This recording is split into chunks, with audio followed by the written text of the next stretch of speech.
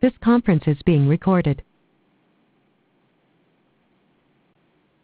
Hi, I'd like to welcome you all to our webinar today, Planning a Service Catalog Project, 5 Steps to Get Your Team Ready. A few notes before we start. This event is being recorded, so you will receive a link from me no later than tomorrow. It will include the link to this recording as well as the link to download the slides we used today. Your phone lines are muted, so if you have any questions for Don or Jeff, please use the chat panel. Please address your questions to all participants. That makes it much easier for me to assign the questions. And lastly, later in the presentation, Jeff will be doing a demo. You will find it helpful to be in full screen mode for this demo. So you might want to go to full screen now before we get started. I'm all set, so I will turn it over to Don Casson, CEO, for our presentation. Don? Thank you, Stephanie. Spring is about to top, and so are service catalog projects. Hello, everyone. Thanks for joining us. I'm Don Casson, CEO of Evergreen, and with me is Jeff Benedict, who heads up our ITSM practice and leads Evergreen's innovation efforts. If you're new to our webinar series, welcome. If you're a past attendee, thanks for coming back. Our goal, as always, is to share valuable information and insights you can use in your planning and activities today.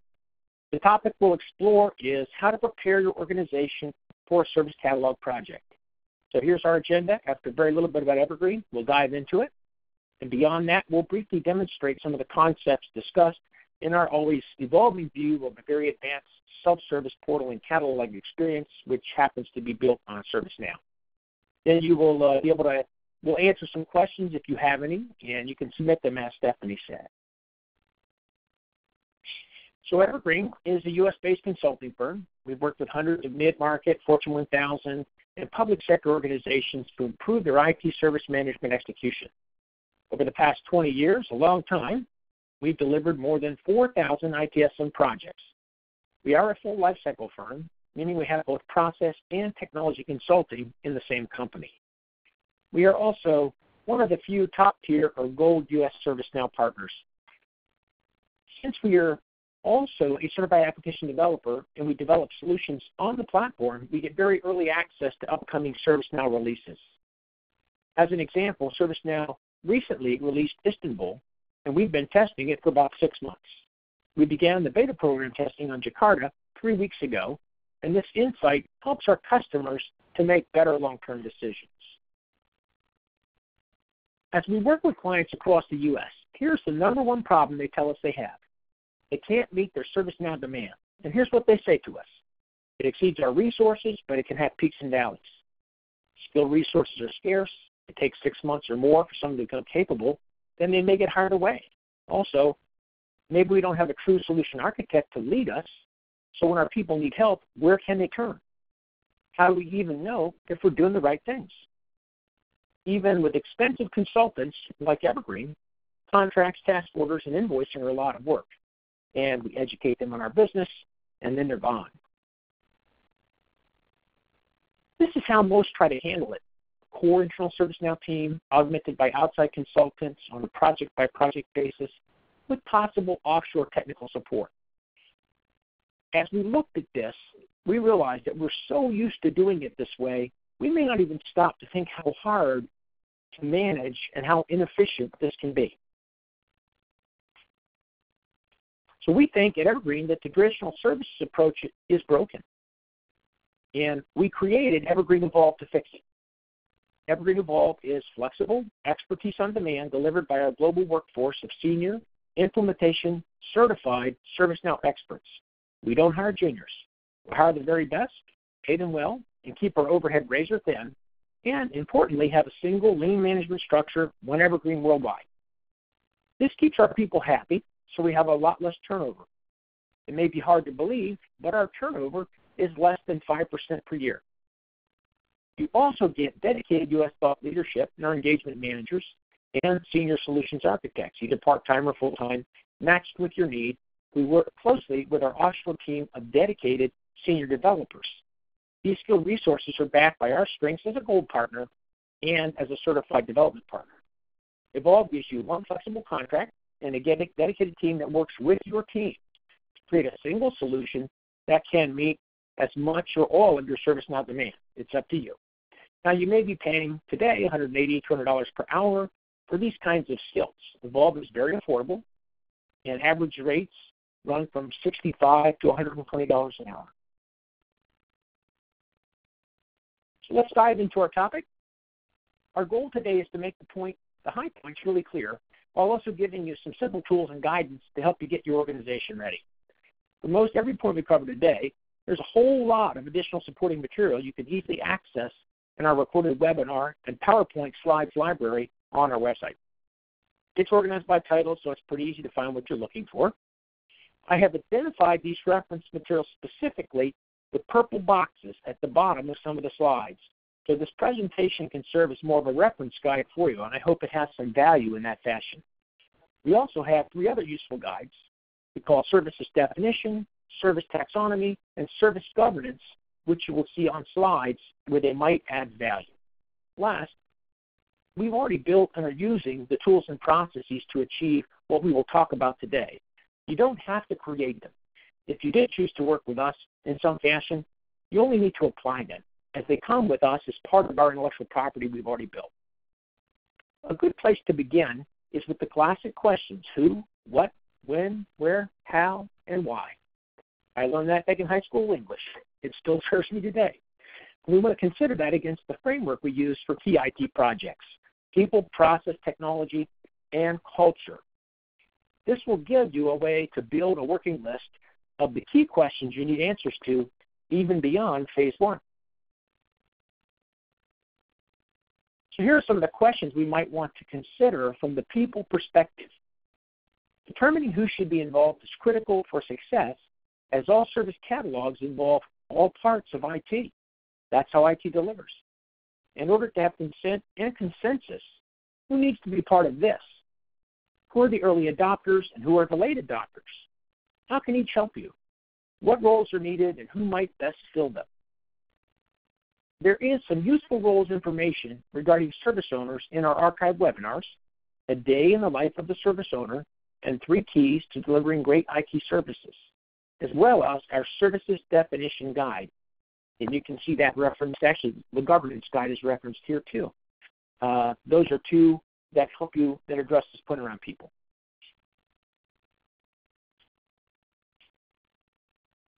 A focus on delivering customer-centric IT services is very different from how IT has traditionally operated. What sorts of policies and processes might be useful to help us manage and deliver in this way? How can we agree on them and get broader adoption of them? What metrics are enough to get us started, but still ensure we're successful in phase 1? Finally, how do we go about getting these deeply in the technology so the work comes to us and all of the people in IT with process and policy compliance already baked in? We may have a good technology platform.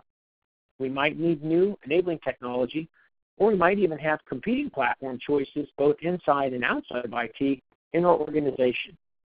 How do we ensure we have a good platform that can easily incorporate or even bring some customer-centric best practices in policy and process? For ServiceNow, it's not uncommon for different groups to own or be responsible for different functional areas of the platform because it is so broad. If so, having a consistent way to coordinate that interaction inside of our own organization is certainly very important to this conversation. How do we define the impact of culture on our initial service catalog project? What are the keys to successful customer adoption? What are the common objections customers raise and common risks we will face? How do we set and manage customer expectations? So these are the kinds of questions we want to see across these apertures. And I know I've asked a lot of questions here. And now we're going to talk about how do we begin to take this and move it forward.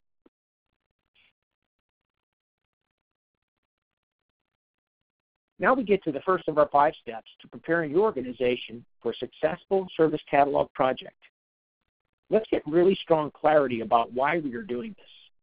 While we could define we could define more or sort them differently.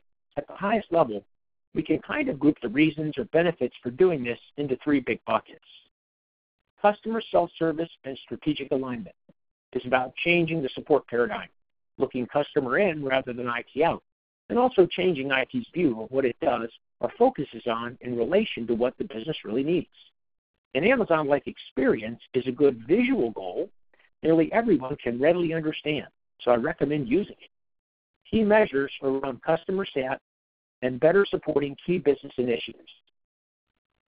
Economic and efficiency benefits are potentially very large through the elimination of work via self-service, choice simplification, and IT automation. A principle we call balanced design, that is, give the customer what they want to get what IT needs, means we can redesign the work so the customer enjoys the experience through self-service, and because of automation, we aren't even involved. When was the last time you spoke to someone at Amazon.com? Quality of service. With agility, speed, and accuracy, it's really the overarching measure of success as it combines all the activities of the customer, the business, and IT in one set of measures. A well-founded service catalog project needs to have goals and measures in each of these areas. Lastly, we call out a few steps to take in the gray block at the bottom of the slide. Discuss and document, define and weight your factors, and clearly define your customer, because if they don't win, we won't either. Step 2 slides are about governance and roles and responsibilities. There are a lot of words on this slide. Sorry about that. Perhaps you can read it later in a little bit more detail if it has value for you. You can see, though, that as a service owner, your role will be different and larger than it has been as a technical services manager. You have a much larger number of questions you need answers to. Truthfully, we may not even be thinking about many of these questions today. They begin to arise when we see the service from the customer's eyes. Pointing out this gap is a way to really underscore the importance of doing work in this area. Key steps to take are creating a service governance committee, 4 to 5 key folks, and drafting a simple charter that defines your goals and how you will work and make decisions. Out of that should come a 1-page plan of action, which targets your initial operational service catalog as the goal. And just a side note on governance. Effective governance is a very efficient mechanism that lets people that are actually doing the work know what they're supposed to do without having to ask. And a great example of governance that I sometimes use in workshops is the IRS. There are 200+ million American taxpayers. They don't have time to call us all. We still file our taxes, most of us, because of good governance. The IRS has communicated what that means, and if we don't file, what could happen? Now, for the couple of million that don't file, the IRS has time to call them.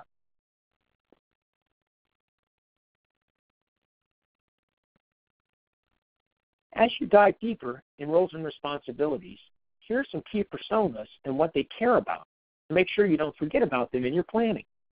What is interesting to note is that there are executive roles in both customer and provider personas with different needs and wants than the individual customer or provider. The 3 constituents of a service, that's what we call it, customers, providers, and managers, all have needs that have to be met to design and deliver durable IT services. Step 3 is getting a common language. Without a common language, you cannot communicate effectively with customers, providers, or managers. Unfortunately, ITIL definitionally runs out of gas a bit as we venture into customer-centric IT service delivery. As an example, there is no ITIL concept or definition of a service taxonomy. Creating a definitions dictionary beyond what ITIL provides for your consistent use is foundational. We can provide at Evergreen a definitions dictionary starting point, but good advice, you would then need to run a 2 to 3 hour workshop with your key team members to refine, agree on, and document your key definitions. Have a huge benefit down the road. Step 4 is understanding the parts. There are more parts than these, but these are the essentials for getting a good service catalog project done and making it a durable outcome that customers will like and use. I'll cover each one of these at a high level on the following slides, but for simplicity's sake, I'm providing one purple reference block for all of these parts, which you see at the bottom of the slide.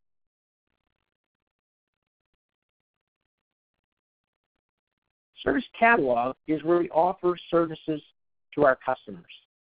If it isn't active, then it isn't in the Service Catalog. It's only things that we have for sale today, basically. Since this is also generally the portal for customer interaction with IT, it usually includes the other kinds of interactions a customer commonly wants to have, like reporting a problem, asking questions, checking the status of their open items, etc., those sorts of things. We also here highlight the 5 principles we applied when creating our customer-centric service portal and catalog, and they are simple, beautiful, complete, predictive, and leading. And those are the 5 things that we applied end to end to try to make the catalog very customer responsive.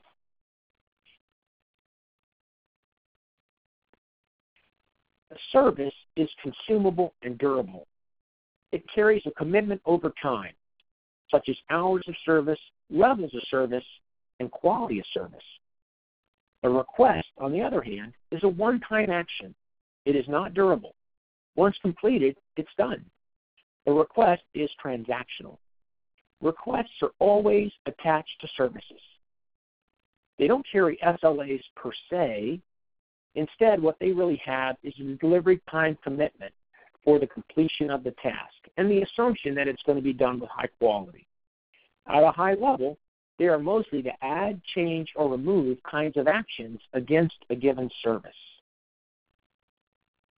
I had one customer that told me, it's been 18 months trying to make this clear, the difference between service and request, and it can be quite frustrating. The service design process is a consistent method we use to build services. Here's a simplified view of a service design package for a service we're calling virtual meeting collaboration. We have a description that everyone can understand, who can access the service, who owns and manages the service, and the more detailed functionality of the service. Then we find the underlying elements we need to make it fly, like the SLAs and OLAs, cost, and supporting teams. Now, on a side note here, a consistent service design process is absolutely mandatory for success. Because if your services are all kinds of cats and dogs and they look different, the customers will be very angry. Can you imagine if you went to Amazon and you bought a stereo and that was a great experience, and then you bought running shoes and that was terrible? You wouldn't say, well, parts of Amazon are good and parts are bad. You would say, no, Amazon's not any good. And your customers have that same expectation. The service taxonomy is a framework for logically managing our services across our different providers in IT. It's especially useful when we start to develop a lot of services, as it becomes very hard to understand them otherwise.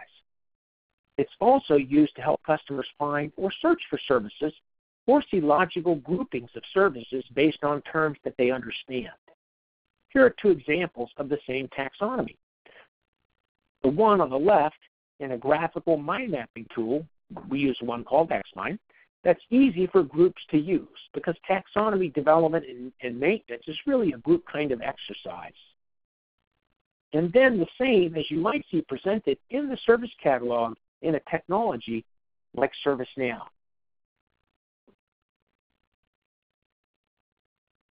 Here's a quick look, high level, at service performance metrics alignment. These play a valuable intertwined role linking customers and providers. In a customer-centric service management kind of world, KPIs cascade down in a pyramid from the customer to the service owner to the service providers. KPIs become SLAs, and SLAs become OLAs as we go down. And from the other perspective, all the OLAs roll up into the SLAs, which then deliver the KPI. So it's kind of a virtuous circle, and it drives that kind of continuous improvement. We are continually seeking to improve our service delivery, as well as the measures of our success, helped by visible alignment with the customer. Then we come to the part that we really do know best in IT, defining the Phase 1 project activities. This activity comes from and builds on the groundwork established in the first 4 steps. If we just go right to step 5, odds are we'll end up with a purely tactical request catalog outcome that our customers aren't happy with and don't want to use. The first 4 steps done properly give us the ability to draft a clear word picture of the Phase 1 functionality that we truly need. Customers, providers, and managers, all 3 constituents. With that as a guide, it's much easier to review and score technology choices and potential service providers for our planned project. There are 2 ways we see customers start, tactically and strategically. In IT, when we hear tactical, we automatically think that's bad. But that's not necessarily true. A tactical start, unless it's not guided by experience, is a viable way to start. Sometimes customers are looking for an upgrade or an existing project service portal or catalog, or perhaps want a small demo like new portal to show what the future could look like and begin to handle customer interactions. We don't have to do everything from the start, but we do want to avoid failure. Failure is the case where the customers don't see enough value or have a good enough experience to warrant the use, and then they go around it. So we make it clean and simple, make sure the services are sticky, that is well-liked, needed, and good, and then make it very easy for that customer to bail out and submit a general request or get help inside the portal experience. And make it a good place to quickly check status of any open requests. It has to be better than just calling or emailing the service desk, or that's what will happen. Others start strategically, creating clear direction, consensus, business and economic underpinning, executive understanding and support, and most importantly, right here, educating the whole team on new concepts, best practices, and definitions. We think, personally, this is a better way to start, and it can be done affordably in 2 weeks. About 80% of our customers start this way. We've delivered this offering probably north of 40 times now, so we get terrific reuse, which allows us to continually bring more value for the price. Not only does it give you a detailed 3-phase strategy and roadmap, there's a lot more. We work with your team to help you create an initial working service taxonomy using the mind mapping application, which you get to keep, and then you can take it forward. And normally that's $7,500 on its own, but it's included. We work through defining service ownership and service governance with a perspective on roles and responsibilities, and we create an additional roles and responsibilities RACI mapping deliverable. So it gives you a way to take a step forward in roles and responsibilities. Then we guide you through our complete service design process, working together to build several example services with your team. You keep the process to build more. We deliver our findings in executive briefing, along with a Phase 1 statement of work for your use. Last but not least, we create, and this is the coolest part, I think, we create a working future state employee self-service catalog and portal demo with your look and feel in a sandbox, which you can use along with your roadmap to actually demonstrate what the future of customer-centric service might look like in your organization. And all this is done in 2 weeks for $17,500, and we guarantee your satisfaction with it. So let's recap. Get real clarity on why you're doing this. Governance and roles and responsibilities are critical and different, perhaps, than what you're used to for end-to-end customer service delivery. A common language is the foundation of long-term success. Understanding the needed parts ensures you create a complete, sustainable service catalog for customers, providers, and managers. Knowing what you want and why is the only way to get exactly what you need. So that's all for our presentation today, and I'm going to turn it over to Jeff, and he's going to demonstrate some of the stuff we've talked about here in our service portal and catalog. Thank you, Don. I am going to have one more slide that I'll just kind of start off with, mostly just because I want to use this as a way just to frame kind of what I'm going to cover in the demo. And so a lot of what Don hit on, I'll kind of echo a little bit here, but when we approach service catalog projects, we do want to start the conversation with how do we transform that customer experience. Usually this is represented in an electronic experience that's eye-pleasing, easy to use, and also complete. I do also want to highlight in the middle tier here that in order to drive this complete experience, we do need that service definition, that taxonomy, that structure, clarity on expectation of what those services are. And then lastly, on the back end of this, right, we need to orchestrate and where possible automate the delivery of these services to meet those expectations and maybe even better yet, exceed those expectations. Consumers expect that things are going to work quickly, and then when you request something from, as Don mentioned in terms of Amazon experiences, we expect it's going to hit our door steps in minutes, right? So let me get out of that's my one slide. Let me go into ServiceNow, and I'll start kind of on the customer experience side. So this is one of our portal templates. This is kind of a Windows Metro kind of look and feel. This is built on the Service Portal application technology of ServiceNow. And the home page serves as a place where the users can consume information that's relevant to their job function. There's in this case again, an image carousel that will show different images, different highlights. There's alerts, outages that are represented, promoted to our consumers, as well as this is a place where we can go to request goods and services and track the status of those. Along the lines of expectations, right, our consumers do expect that these experiences can work on a variety of different devices. In some cases, be mobile first rather than or at a minimum mobile friendly.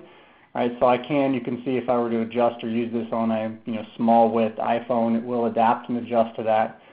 Some of the techniques that we tend to see employed are where there's to maximize real estate. Some of the things like menu navigation is shifted to kind of more of a swipe left, swipe right kind of navigator.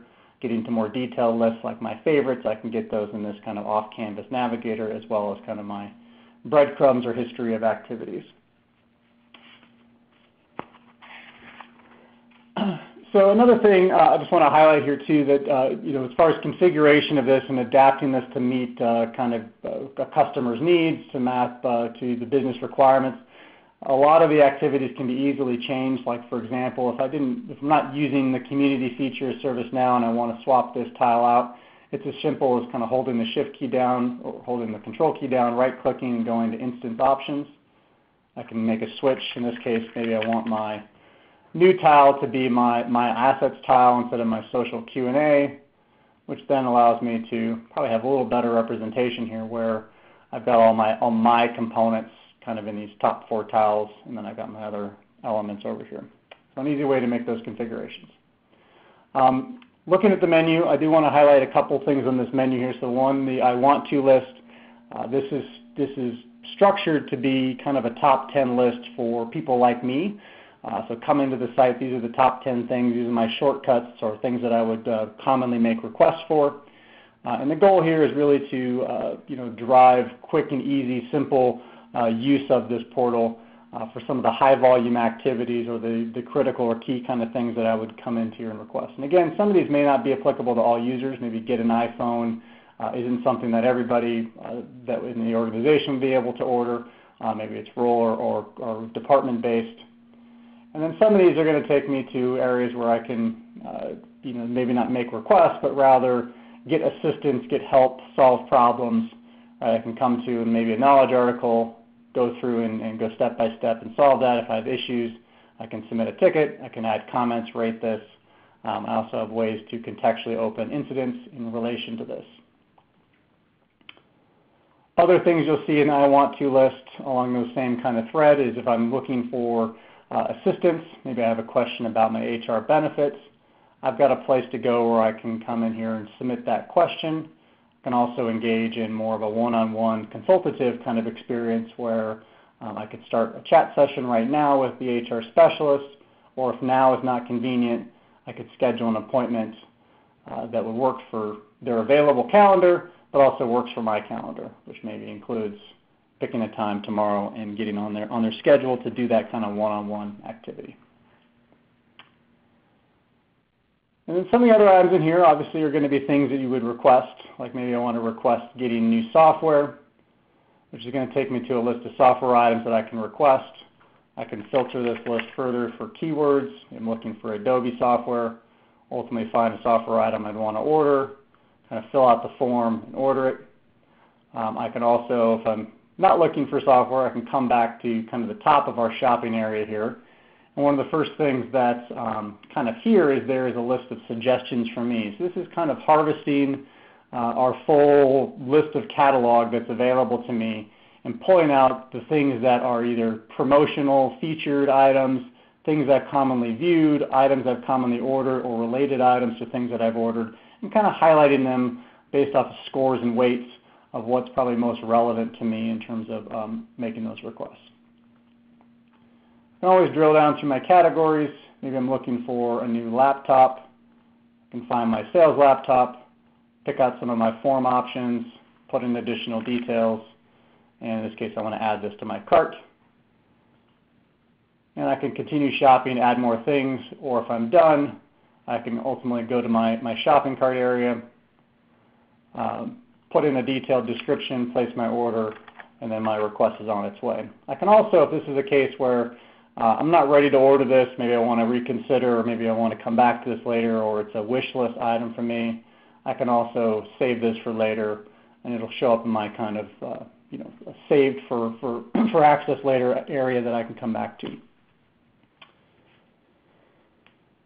So as I covered, we can obviously browse these different areas to find answers, make requests, but if you're like me, you likely start with kind of going and searching for things. So one of the things that I want to highlight with this is that I can run searches that are more natural language based. Right? I can run a search for something like I want an iPad, and some of the things that are going to happen with this search is it's going to kind of parse my search, and it isolated this to items that are in the tablets category, pulled out the keyword of iPad, as well as because my language included the I want that I'm looking to make a request, it also isolated my search to kind of our catalog items and filtered out some of the knowledge or other kind of components. Another kind of search example, I can also get very specific with something like what is the status of one of my particular tickets, and the behavior, as you might expect, is going to interpret that I'm looking for status on a particular item and take me directly to that particular incident record to see where it's at within its life cycle. I can see its stage, I can see its activity stream, as well as post updates to this. So another thing on the experience side, or the portal side, that maybe this metro look and feel doesn't match kind of your customer culture, experience, etc. There are a number of different themes that we've commonly, or kind of packaged together, that we commonly use as a starting point, a template to kind of shift and shape the portal experience to ultimately blend in with other sites that the user is going to transition to and from, as well as blend in with the culture and experience of your consumers. So I'm not going to go through and show you all these, but I'm going to, for the rest of this demo, I'm going to kind of go in and use this other kind of template out here, more of a gray-blue or gray template with some blue highlights. Again, another case of where there's an image carousel for highlights, more of a kind of browse first kind of model with a number of navigational tiles and kind of representation of my tickets and my requests on the home page, where I can do some quick status checking. I can also provide updates, make cancellations to those requests if I need to without having to get beyond the home page. Further, this theme, much like the other one, is a mobile-friendly kind of theme. It will adapt and adjust, same kind of model where there's an off-canvas style menu, as well as some of the shortcut buttons kind of made exposed at the top of the mobile view.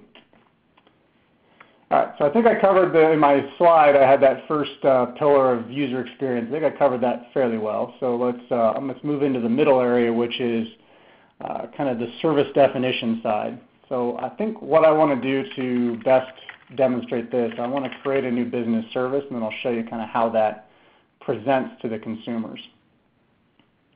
So I'm going to come here in the native view. I'm going to create a new business service.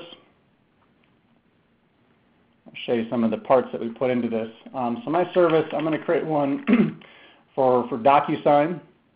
I'm going to set my owner to Alice Smith, I can override her title, but I'll leave it as is. I'll set Don as a different Don as the managed by. Say my IT department is managing this particular service, and we're going to have kind of a monthly unit price. Our version is currently spring of 17, and then I've got a specific support group for this. Now, rather than type all this, I do have some additional information I'm going to kind of copy and paste in here. I've got an alias I can put in here, which will be indexed and searchable for people that know it by different names. I've got a description that I will stick here. It will actually say that this contains PHI and PII information, and then I'll put in kind of some at-a-glance information, which is some additional detailed text. In this case, this is HTML text, so I can kind of paste in the raw kind of components of that, which gives me some of this formatting and syntax. Also in here, I can go in and put in, hold on, mouse is giving me some struggles here. So I can put in and define a different available to. I'm going to say this is available to our customer service department, our finance department, and IT. I can clarify that note further, and I can also link this to other services. In this case, I'll link this to our ServiceNow service and maybe an identity management service. And just to kind of complete this a little further, I'm going to put a picture on here just so it has a little more kind of visual aspect to it. So the other thing I haven't done, I skipped kind of the classification section here, so I'm going to come in here, and this is where I'm going to kind of use my taxonomy to define or organize where I want to put this service. I'm going to define this as a business application under legal and compliance. So there's my service record. Now, the other thing I can do on my service record is I can define various service offerings. Rather than kind of type and create all those, I've actually created these already. I'm just going to link them to my new service. So I'm going to update these to be part of this DocuSign service. And in essence, what these different offerings are, I'll kind of show you these, just a little detail of them. But each one is, this one's a kind of a basic offering, which you pay $15 a month for. And with that offering, you get some commitments related to availability and resolution time. There's also certain things that are represented as this is what's part of our scope of service that we're going to provide. And here's some of the components that are out of scope. Right, and if I look at kind of a standard one versus a basic one, it costs a little more. The commitments may be the same, but some of what you get for in scope versus out of scope kind of justify why you would pay more for that particular service.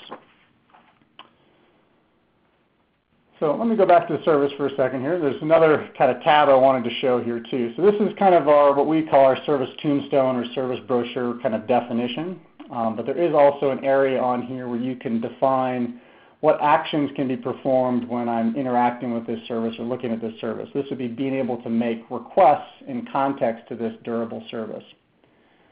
And so in essence what we've got here is an ability to, when I want to become a new subscriber to the service, we've got it flagged to have a default way of doing that.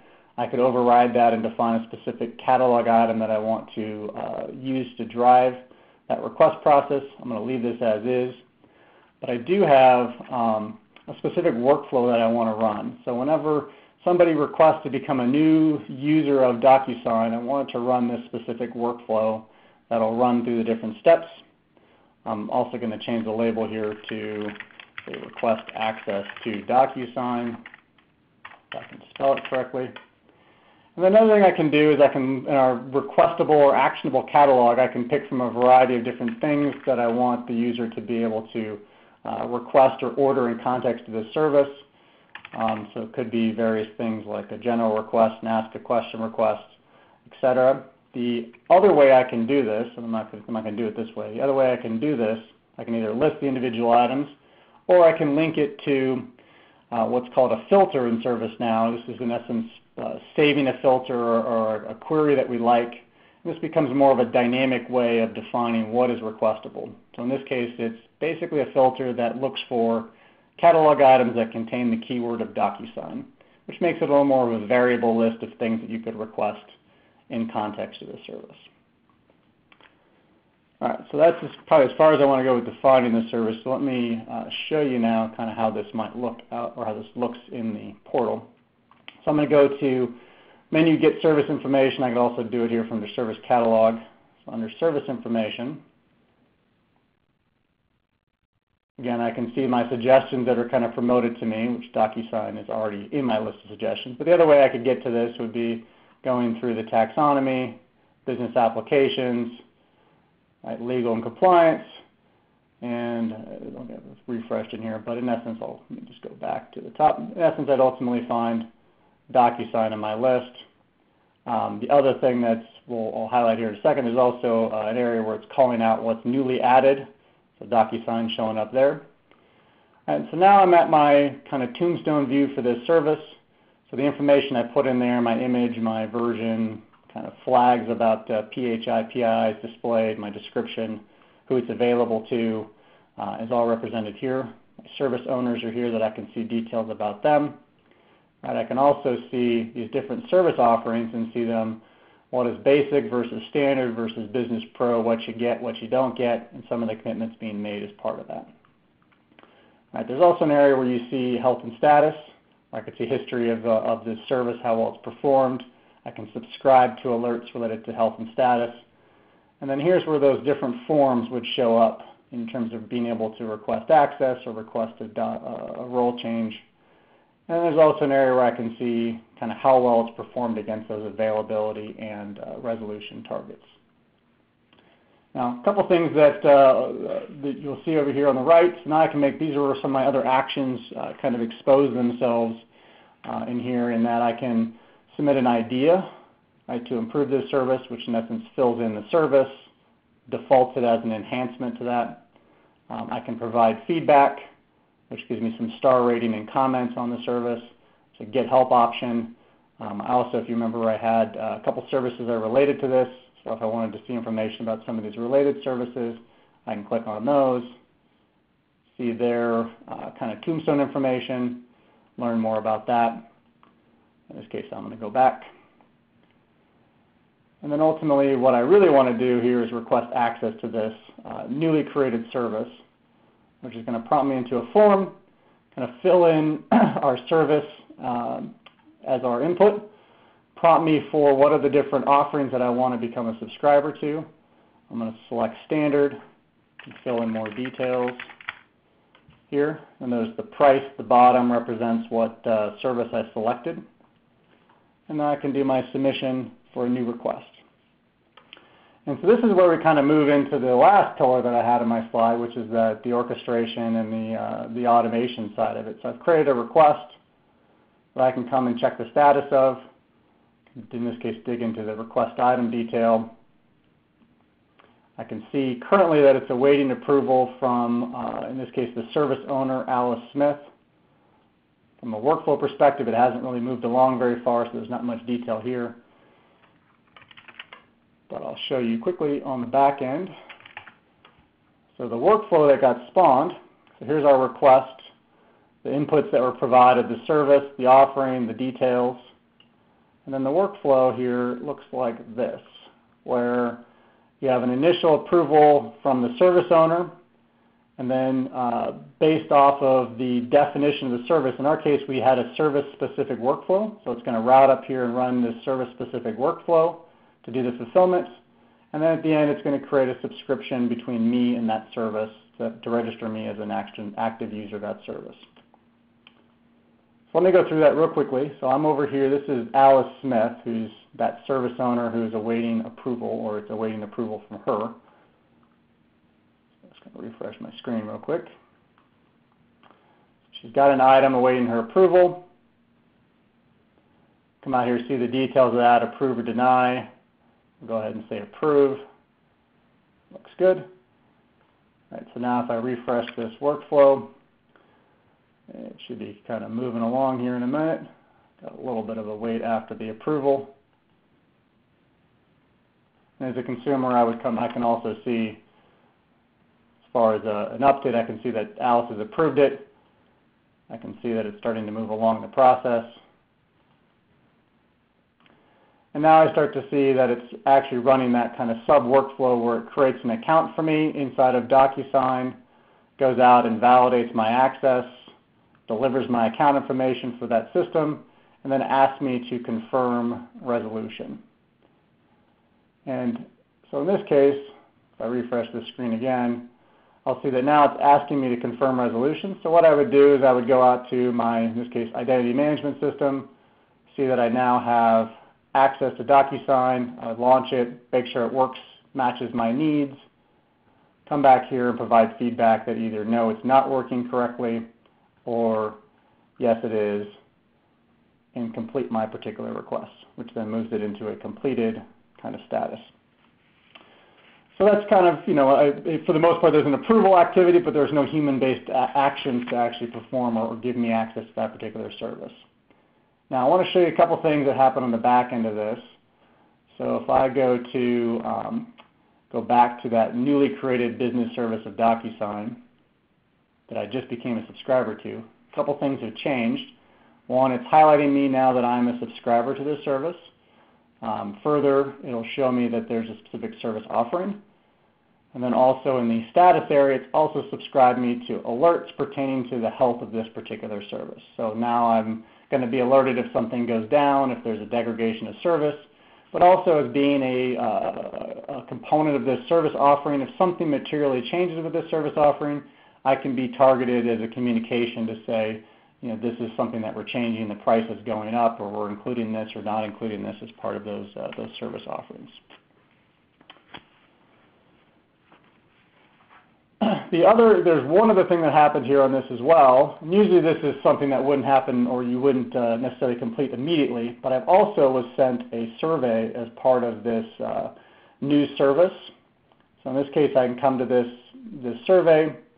I can see it's asking me to provide service feedback in relation to DocuSign. It's probably something that I would come back to a couple days after using it or a week after using it to fill in.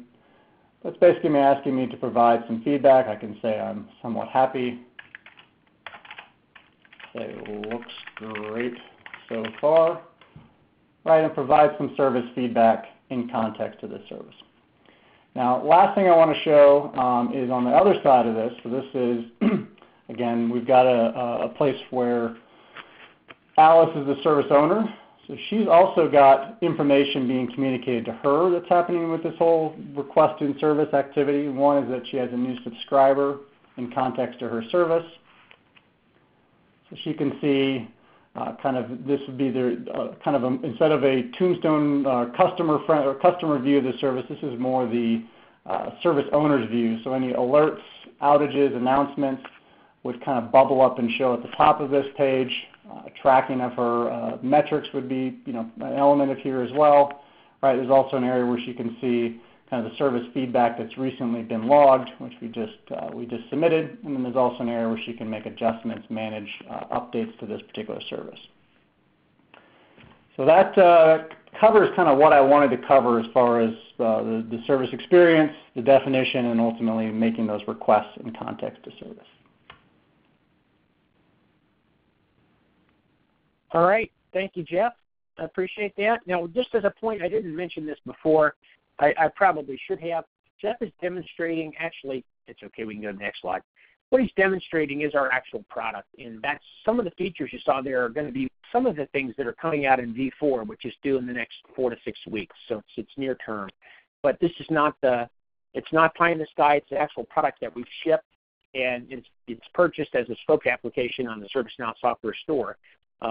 It is 15 distinct landing pages end-to-end for complete customer experience. So it is a solution. It's pre-built. When we work with customers, we're not writing software. It's already done. We're configuring, and we're adding it for their particular needs in their environment, making it work in their business. But we don't have to develop a platform because it's already built. We've been developing it for 3 years now. Also, it is the top viewed and the top selling product in the store, which is kind of a nice thing. Last but not least, it's pretty affordable.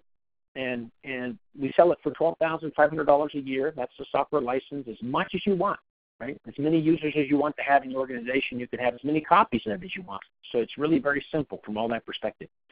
So beyond that, here's some maybe next steps if you had any from what we had to say today.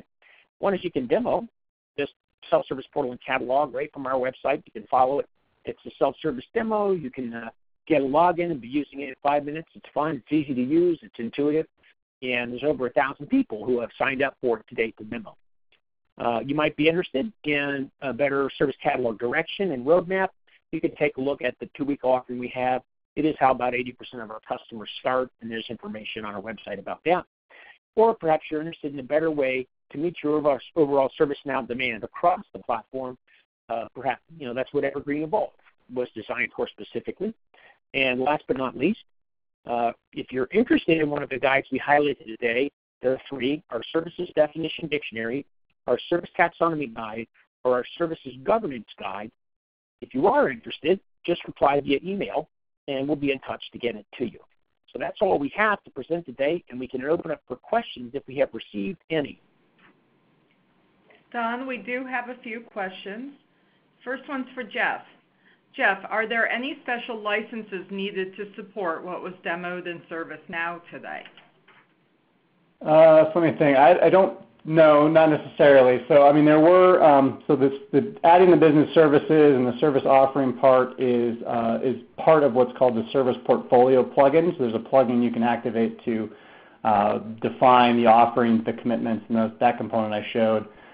There was an aspect of kind of the orchestration or the workflow that I did that reached into our identity management solution to kind of add me as a user to DocuSign. That was actually done through web services. There's no license for that, though we do oftentimes see very commonly that those activities kind of integrate with maybe Active Directory or some other system to kind of provision access. And if you're going the Active Directory route, then that would usually fit into the ServiceNow orchestration license. There may be licenses that would need to be acquired for that. But in general, a lot of what you want to do in the workflow and the orchestration, can probably be done through web services or some of the platform features. But also note that, and Don hit this in his point too, about in some cases, you kind of want to automate where you can, but also there's a lot of value to be gained just from orchestrating some of the human tasks that would happen in the delivery of a request. Okay, great. Yeah, to that point, about 80% of the actual workflow or the automation we do is really in forms-based workflow, and only 20% is actually really in orchestration. There's a huge gain to be had in better forms-based workflow, and it's actually a lot less difficult to do. Great, thanks. Jeff, if a quick follow-on question. I've had a question come in. Can it interface to Microsoft System Center? Microsoft System Center, yes. So I think there's lots of ways to integrate with ServiceNow. There's web services, et cetera, both outbound to ServiceNow and inbound. I think Microsoft System Center, I don't know for certain, but I'm pretty sure there's already existing kind of plugins and solutions or solutions for hitting or getting information back and forth between Microsoft System Center. If not, then using the web services kind of capabilities would be a way to do that. Okay, great, thanks. And also another question I got, yes, you will receive an email with a link to this recording as well as the slides today, so keep an eye on your email. Another question for you, Jeff. What are the services you commonly see being automated? And Don can certainly add to this if he wants, but I'd say first off, certainly employee change seems to be still very or employee events like onboarding, offboarding, role changes tend to be pretty common. And I think some of that is that they're painful for a lot of customers, and there's a lot of activities. They also are, they can set a bad impression for the service provider out of the gate with new employees.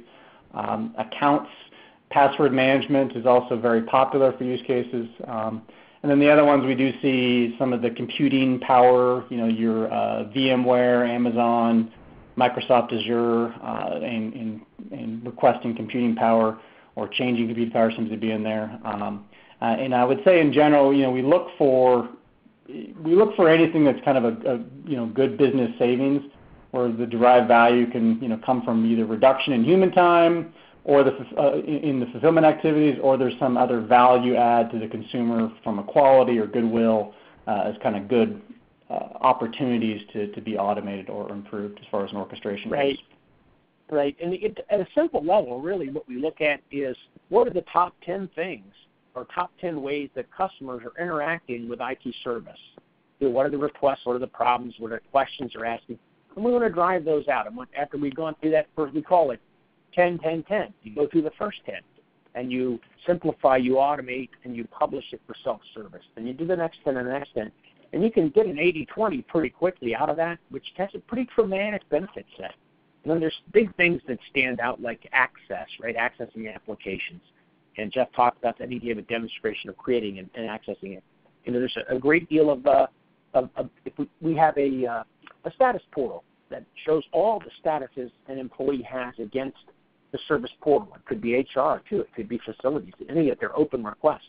And that unified status, well, most organizations, about 30% of what the service desk handles are updates on status, what's happening with this, and then it's a lot of time sometimes to research that and come back with that. You can feed that through self-service and eliminate the vast majority of those things. And those are just a couple of key examples. Great. Thanks, Don. One more question, so I'll say last call. If anyone else has any questions, please put them in the chat window. And again, for you, Jeff, in regards to the user experience, service definition, and orchestration, is there one we should do first? I think that's a good question. I think in general, the big bang approaches where you try to do, say, everything under the sun, all three together in complete form, I think, and Don would probably echo this, rarely work. So we tend to see, wanting to break these up into manageable chunks and look for, the case where you can drive the biggest benefit, but also, be able to actually support the adoption and the transformational change to get there.